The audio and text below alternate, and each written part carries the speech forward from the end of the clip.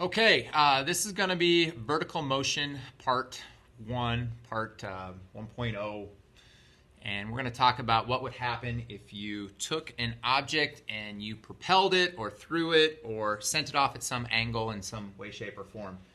So it says if an object is simply dropped, boom, oh my gosh, it went across my room, I got to run it down. I'm coming back. All right, here I am. If it's simply dropped, gravity acts on the ball in the form of negative 16t squared, where t is the time the object is in the air, and negative 16 is gravity's downward pull. If you want an equation for a dropped object, you just use that in combination with the s, with the start height. But that's not what we want. What we want is we want to propel an object, hit an object, throw an object straight up in the air, and watch it come down, where we have an initial velocity. So consider it's propelled. It's going to have an initial velocity given by the formula distance equals rate times time, or d equals vt.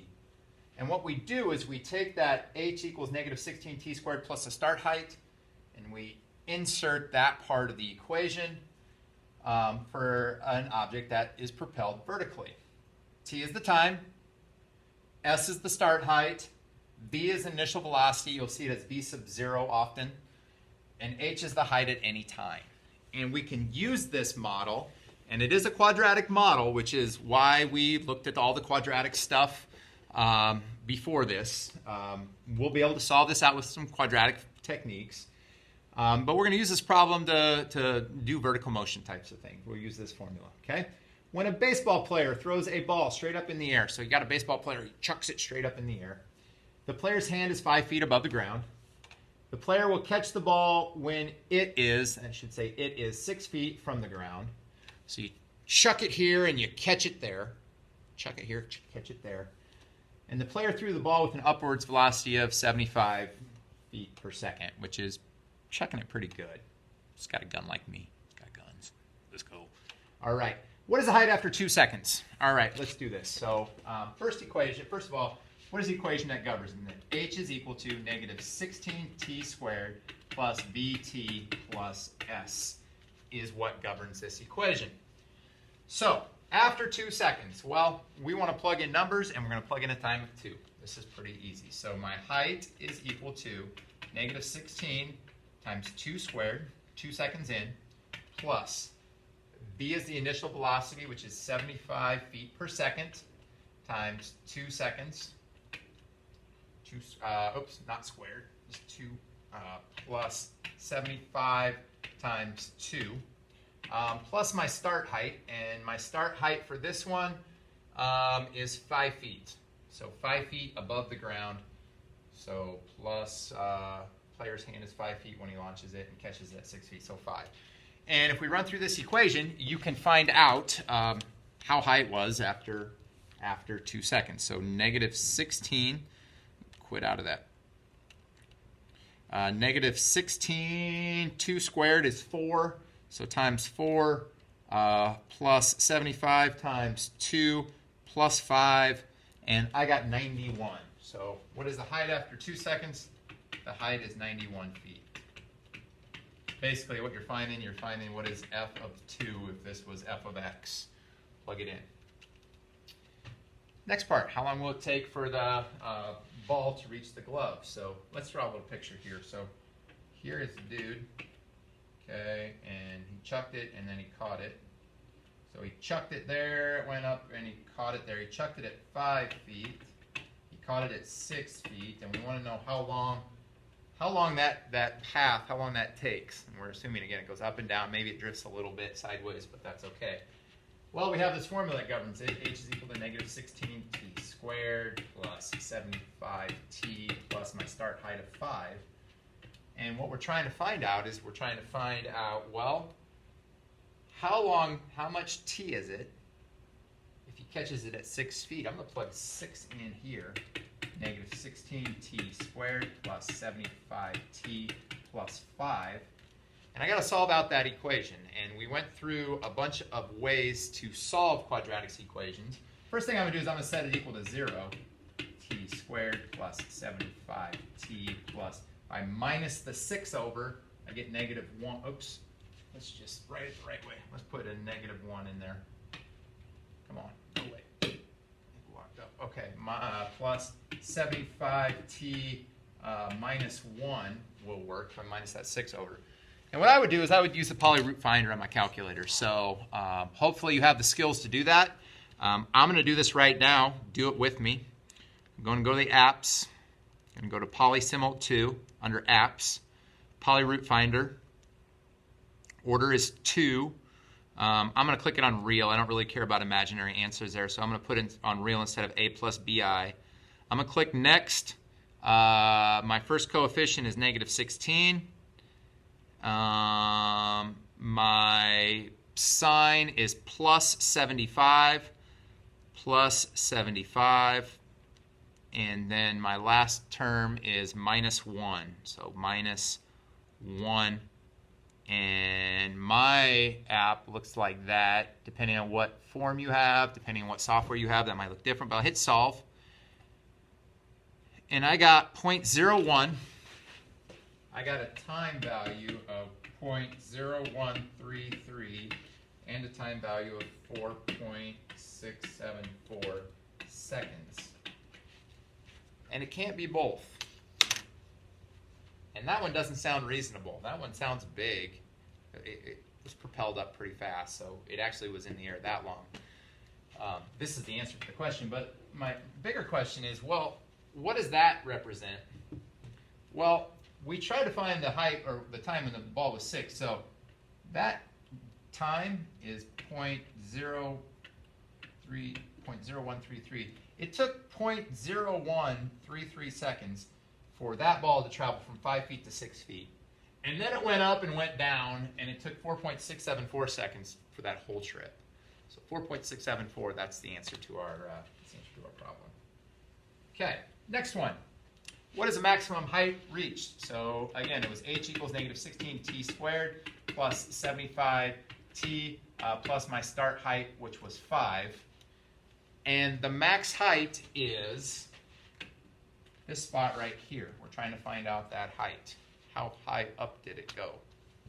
Well, whenever you do max height, it's always the vertical component, vertex. How do I find the vertex? We have an equation, -b over 2a and f of -b over 2a. And this tells me find that and then plug it in, and then I'll show you what those two answers mean. And really, these two problems are the same problem. So let's do this. Let's go -b, which is -75, all over 2 times the a value, which is -16. So I'm going to do that on my calculator. I'm going to go quit out of that poly root finder real quick, and I'm going to go -75 divided by 2 times negative, oops, I better parenthesize, -2 times 16, 2 times -16, and I got 2.34375. 2.34375. Now I'm going to take that, and I'm going to plug that in for the t values right there. So after I do that, I'm going to go with -16 times 2.34 squared plus 75 times 2.34 plus 5. And I just plug that time component into that equation, and I'll run through that through my calculators. -16 times that number. I'm going to go and use that number off my calculator so I'm exact, squared. And then plus 75 times that number again, and then plus 5. And out of that, I got 92.89. I got 92.89. Okay? So, what's what? What is the max height reached? Well, the max height reached was the number that we got when we plugged in the time value. So the max height reached was 92.89 feet. And then when does it reach the max height? Well, it reaches the max height 2.34 seconds into the trip. So we have both of those two answers with that one. Let's find the vertex. -b over 2a, and plug that value in. Okay? How far did the ball travel from 0.5 to 4.5 seconds? And this is probably one of the harder problems on here. So here's the dude again, and he throws it up, and then, oh, the ball travels about, and then that. So what we're trying to really find from 0.5 seconds, it hit 0.5 seconds right there, and it hits 4.5 seconds. Well, 2.34 doubled about, it'll be in the air just longer than 4.5 seconds. 2.34 was the vertex, times 2 is about, well, 5 point something. It's in air, I don't know, almost 5 seconds. But we're looking for that trip. And I know it went up. It went up 92.89 feet is how high it went. And I'm going to cheat a little bit, and I'm going to use my graphing calculator to find the answers for this. So I'm going to go up, and I'm going to enter this equation right now. And I'm just going to count the x. I'm going to count the t as an x. So I'm going to type in negative 16 x squared plus 75x plus 5. And I'm going to set my window up so I can view this. So I type that in. Okay. And now my window that I'm going to set up, I'm going to go with an x min of 0 and an x max. Now your x max is your time on this problem. So it's going to take about, what, 5 or 6 seconds? I'm going to put x max to be 6, my x scale 1. My y min I'm going to put 0 because I know it can't go below ground. And my y max I'm going to put 100 because I know it went up 92.89 feet. And my y scale is 1.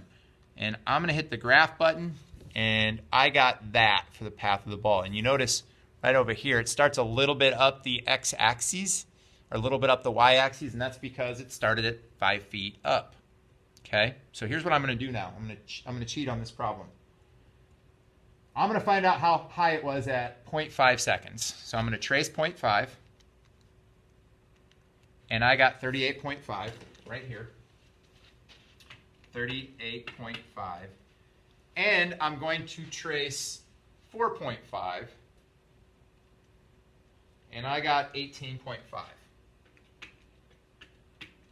So that's how high up it was at 0.5 seconds, and that's how high up it was at 4.5 seconds. Well, how far it traveled will be the sum of this plus the sum of this, and maybe I'll even do purple here. The purple plus the red will be how far it traveled. So the red value is, well, it went up 92.89. It started at 30. I'm going to subtract those two. Quit. So I got 92.89 minus 38.5. And that part of the trip is 54.39.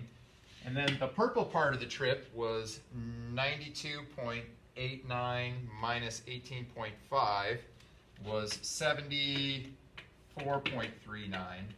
And how far it traveled was the sum of those two. So I'll add those two up, that plus that. And assuming I've been hitting the right buttons, this ball traveled over that time 128.78. I don't know, what was this in feet? I hope it was in feet or units. Okay. Next one. Okay. Find a time interval for which the ball will travel 50 feet. Well, from a time of 0 to whatever value, I'll get 50 feet. And theoretically, what I want to find out, well, if it started at 5 feet, if it went up to 55 feet, a height of 55, if I could find that time when the height was 55, I would know a time interval for when it traveled 50 feet. So let's go to our calculator. I'm going to go to my graph, and I'm going to go cursor over, trace. I'm going to cursor over, and I'm going to find a y value of 50 and a time. Okay. And I got, I want a y value not of 50. I want a y value of 55. Oops. I'm going to go up to 55. And I'm just going to get approximately here. I won't be probably as exact as I should be. Maybe I'll zoom in one time at that spot. So I'm zooming in on my calculator here. I'm going to zoom in on, I'm trying to get the y value here to be 55. And I'm trying to figure out what the x value is. So there's there's a y value of 55.03, which is pretty close. And the x value is 0.8125, and that x value is the time. So the time when the height is 55 was 0.8125. So I'm going to say the time interval would be from 0 to a time of 0.8125. It's a time interval for when it traveled 50 feet. Okay. A person shoots a rifle at the path of the ball. The rifle bullet reaches the path of the ball at a time of 3 seconds. And a height of 80 feet. Let's draw this. 3 seconds we know is on the way down. So the ball goes like this and like this. Okay. And it was over here somewhere. There's about my time of 3 seconds. And we want to know, and that bullet, I'm going to go with black here. That bullet, here's the bullet. It's going whoosh. That bullet was at 80 feet. And we want to know if they hit the ball or not. Well, one thing I could do really easy is I can trace on my calculator. I can trace that time, and then I can see if where the ball was at. So I'm going to trace 3, and at 3, the ball was at 86 feet.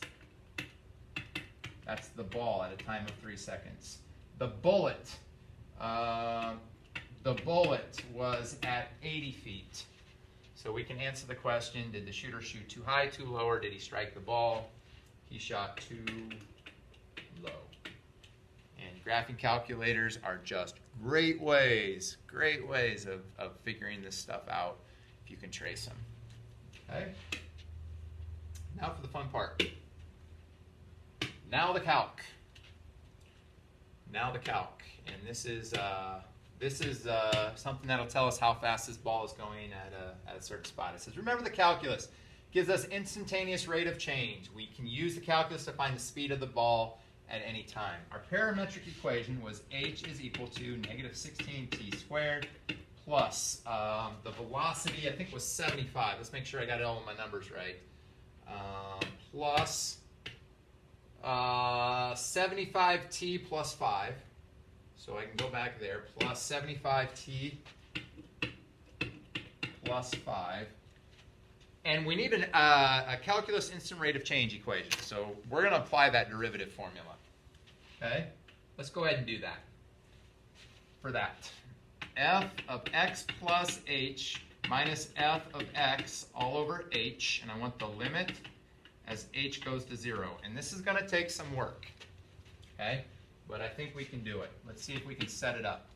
So negative 16 x plus h squared plus 75 x plus h plus 5.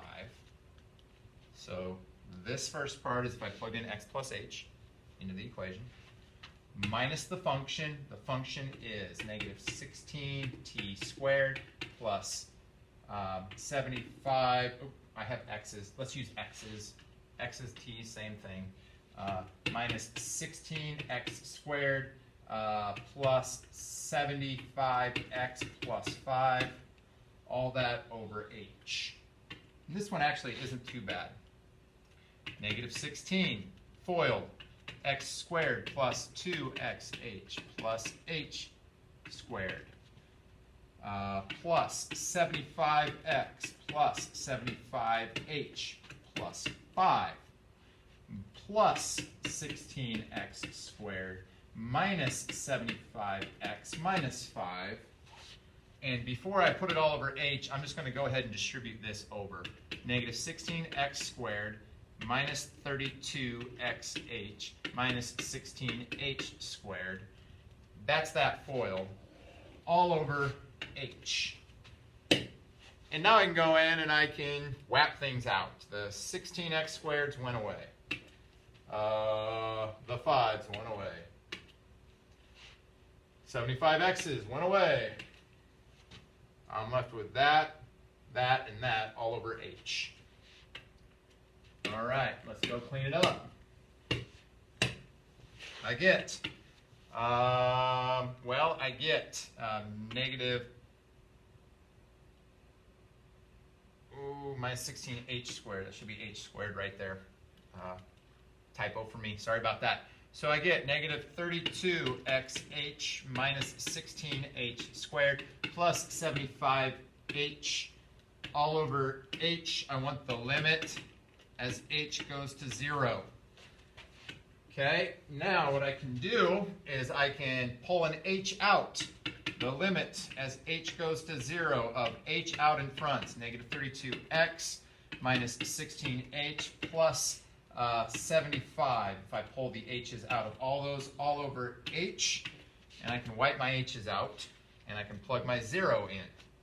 So my 0, my h's wipe out, my 0 goes in, and I get the derivative. And the derivative is 0 in there, wipes that out, negative 32x plus 75. And that is a formula for the instantaneous rate of change for that ball at any point along that curve. I can tell how fast it was going. Okay? I plug it in. Look at this. If I plug in a 0 at a time of 0, yoink, it was going 75, which was the initial velocity. Okay? Now, let me ask you a question. How high do you think it should be going on the very, very, very, very top of the thing? That ball goes up like this, and then back down. That moment of weightlessness, how fast do you think it's going? Okay, well, let's answer some of those questions.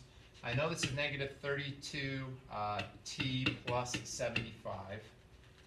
Okay, let's go ahead and go answer some of this question. How fast is the ball traveling 2 seconds into flight? Well, let's see, negative 32 t plus 75.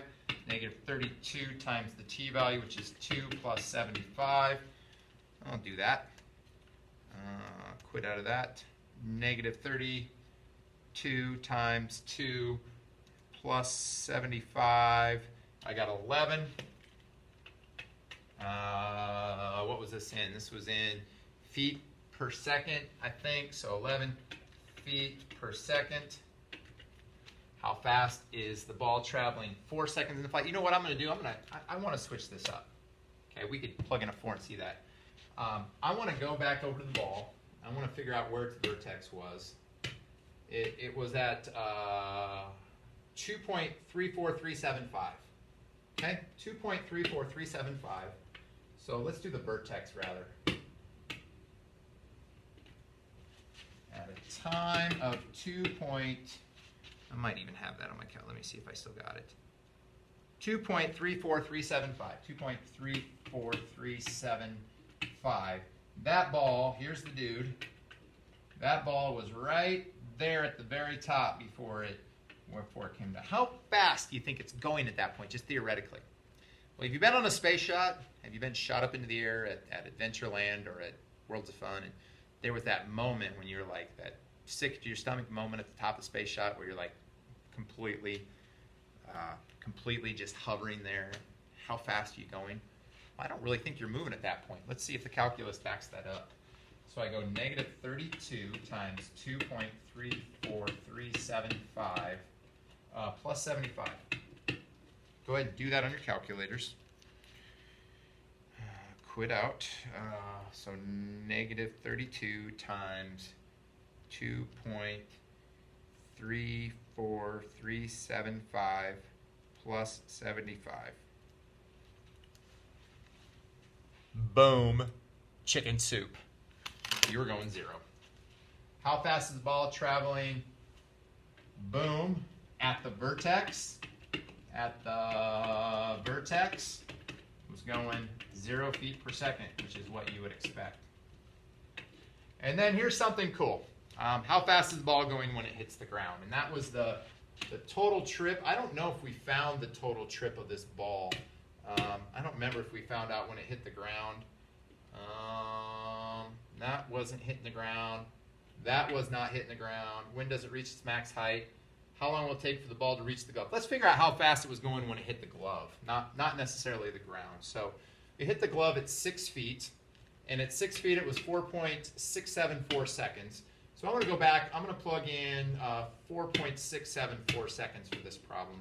So how fast was the ball traveling the instant it hits the glove? It was 4.674. If I have the wrong number, I'm sorry. 4.674 seconds. Well, I'm going to plug it in, and something unique is going to happen. Negative 32, 4.674 plus 75. And I'm gonna run that through my calculator. Negative 32 times 4.674, and it will still work even if my decimal places are wrong there. Plus 75, I got negative 74.56.